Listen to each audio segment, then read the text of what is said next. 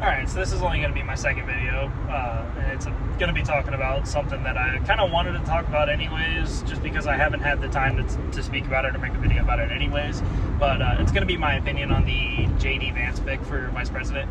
I think Donald Trump, before July 13th, Saturday, July 13th, would not have been able to pick JD Vance.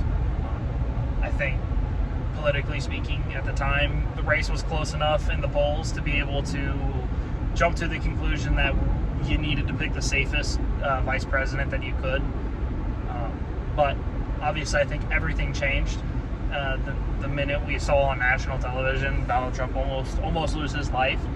I'll break down my story because this is going to be one of those things where you think back and it's like, where were you when this happened? Like, where were you when 9/11 happened? Everyone remembers.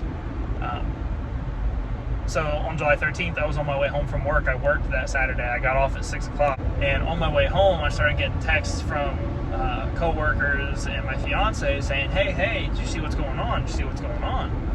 And at the time, I was headed to Amazon, which is my second job. This is how I make my enough money to be able to support my family. And I stopped and I saw what was going on. So I loaded up. I ran home to pick up my fiance, and I walked in and it was on the TV, and they were just playing it basically over and over. Because obviously it had happened at 6:13, and I work half an hour away from home, so I was on my way home. They had it playing over and over, and I walked in and I watched what happened, and I can't explain the feeling of like patriotism that I had, watching him drop down, because obviously you don't know if he lost his life or if he's just ducking and covering, because that's what he's trained to do. But then you see him get back up, Secret Service escorts him and lifts him back up, and first thing he says is, "Let me get my shoes," and then he raises his fist and says, "Fight." He's basically trying to break through a Secret Service detail to say, "Fight." Basically like, "I'm still here, guys. I'm not going anywhere. I'm fighting for you." And there was just that feeling like of kind of patriotism, of love of country at the time that I don't think I'll ever be able to repeat. So if you would have asked me the week before the assassination if you would have picked JD Vance, personally, JD Vance is who I wanted. I thought he was the best pick, politically speaking, for policy. But if you would have asked me if I thought he was a good pick, like as in how safe he would have been to pick, he was probably the riskiest. People are trying to associate him with Project 2025, and Democrats are using that as kind of the 2024 boogeyman. It was a very dangerous pick. I think the safest pick at the time would have been Burgum, because he was kind of that milquetoast like Pence. He had, never really served a whole lot of national office, and never got a whole lot of national attention, but he could shore up a couple of votes in a kind of crucial state to help make sure that, get some votes, but also is the safest in the sense he didn't have to worry about a whole lot of backlash from either party. Rubio was more of the fun pick, but also pretty safe in the sense that, look, they're both from Florida. Politically speaking, Rubio's pretty conservative, but because he's so conservative, both of them are from Florida. There was the kind of messiness of having one of them have to change their mailing address. So politically speaking, it would have just kind of been a hassle, but definitely would have helped on policy.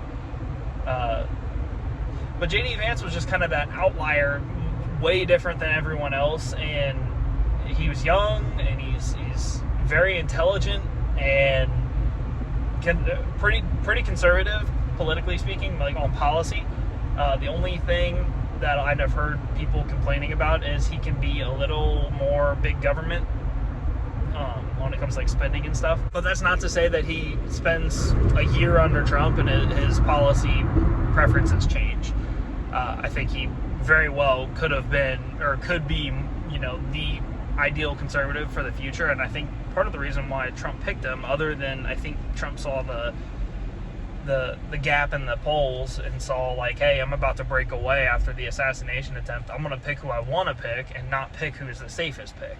JD is a pretty conservative guy and will help enact policy that I think conservatives and I think people wanting to go back to traditional norms want to see. But I would love to see, and the biggest thing with JD is he's 39 years old. He's 39 years old, hyper intelligent. He's a very successful man as well. And I think conservatives are going to be drawn to him. And I think, again, this is why Trump picked him, because he's young and he is a pretty conservative guy. And Trump kind of wanted to put a new face to the party.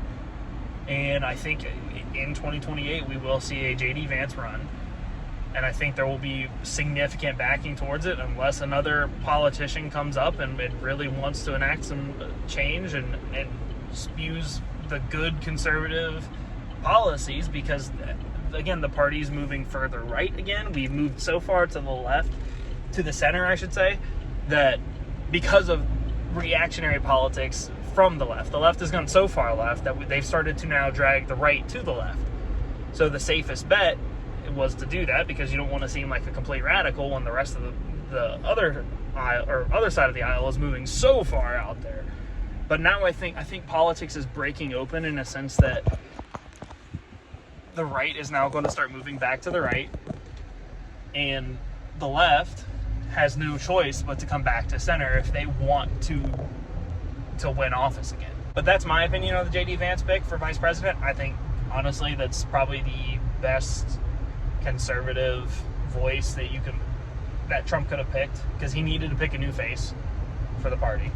And yeah, I think Vance is a good one. I think he's a good looking dude. He's a recognizable guy. I think that's also a thing. Like, you look at Reagan, you recognize his face. He's not just kind of like that. No, he's, fit in with the rest of the crowd. Vance is recognizable, politically speaking. He's very intelligent. He's pretty conservative. So I think it was a fantastic pick. I don't think there was anyone else that would have been a good pick. I think there's too much baggage with everyone else, and Vance is so new in the Senate that he's the safest bet to put a face on for the next 12 years, presumably. For 4 years under Trump, and then maybe under 2028 and 2032. But I guess we'll have to see when that comes. But yeah, that's going to be it for this video. I just wanted to cover my thoughts and feelings on it. And yeah, see you later.